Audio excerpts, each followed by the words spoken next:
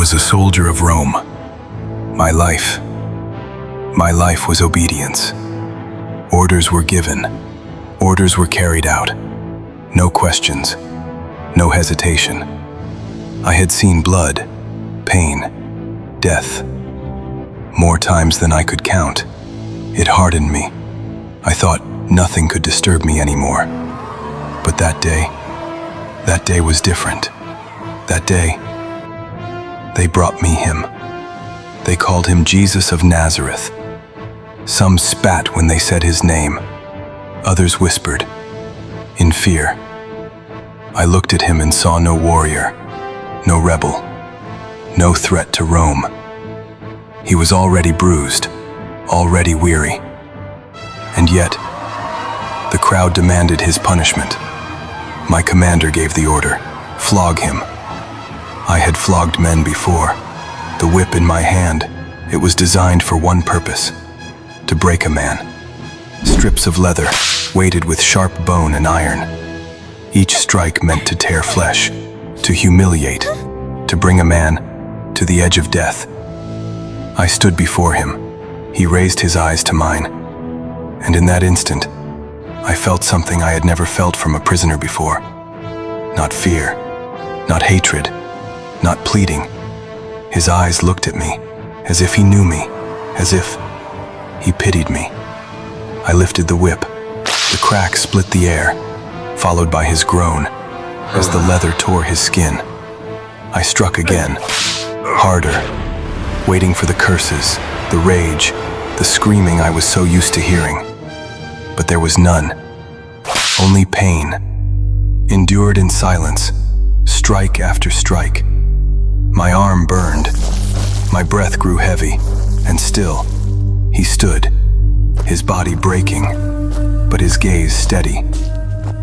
Blood covered his back, dripping to the stone floor, until it seemed he stood in a pool of his own life. And yet, even through the blood, the spit, the laughter of the men around me, he looked at me, not with hatred, not with anger, but with something I could not name. When we grew tired of the flogging, the others began to mock him. We stripped him, draped a cloak across his shoulders, pressed a crown of thorns into his scalp. The thorns dug deep, streams of red flowing down his face. "Hail, King of the Jews," we shouted, bowing low in cruel jest. Some struck him with sticks, others spat in his face.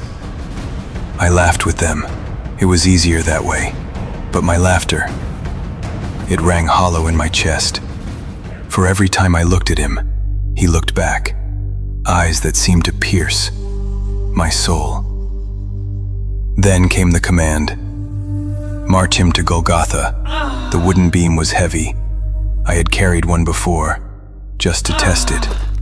It crushed your shoulders, scraped your skin raw, forced you into the dirt. He staggered beneath its weight, his body weakened from the scourging. Yet every time he fell, he struggled back to his feet, not with rebellion, not with fury, but with a determination I did not understand. When he could go no further, a man from the crowd was seized and forced to carry it for him. And I, a Roman soldier, trained in strength and endurance, felt a wave of shame. Why did it feel as though he carried more than just wood upon his shoulders? The streets were lined with people. Some jeered, some wept, some cried out in rage, others in grief. And all the while, he walked forward. At Golgotha, we laid him down upon the beam. I was the one who held the hammer. I pressed the cold iron nail against his wrist, raised the hammer high, and drove it through.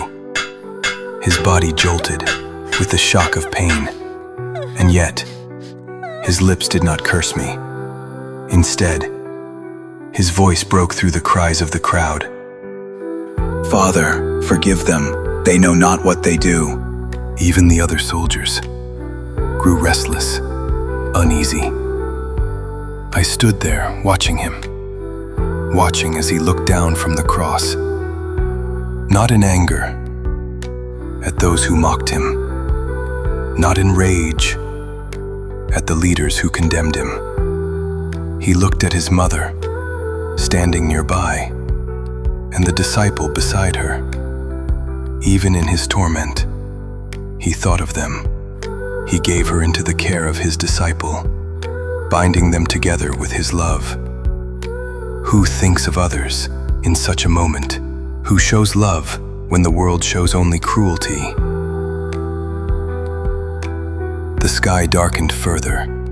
My chest felt tight, as if the weight of the air itself was pressing down upon me. I watched him raise his head and cry out, his voice breaking through the silence of the shadows. It is finished. And then he breathed his last. The ground shook violently. Rocks split apart. The very earth seemed to cry out at what had been done. And something within me shattered too. I had whipped him. I had mocked him. I had nailed him to that cross. And yet, as I looked upon his face, lifeless yet full of peace, I knew the truth. My lips trembled as the words broke from me. Surely, this man was the Son of God. From that day on, the whip was heavy in my hand, the laughter of men hollow in my ears, and the face of Jesus never left me. I was the soldier who whipped him, but he was the Savior who forgave me.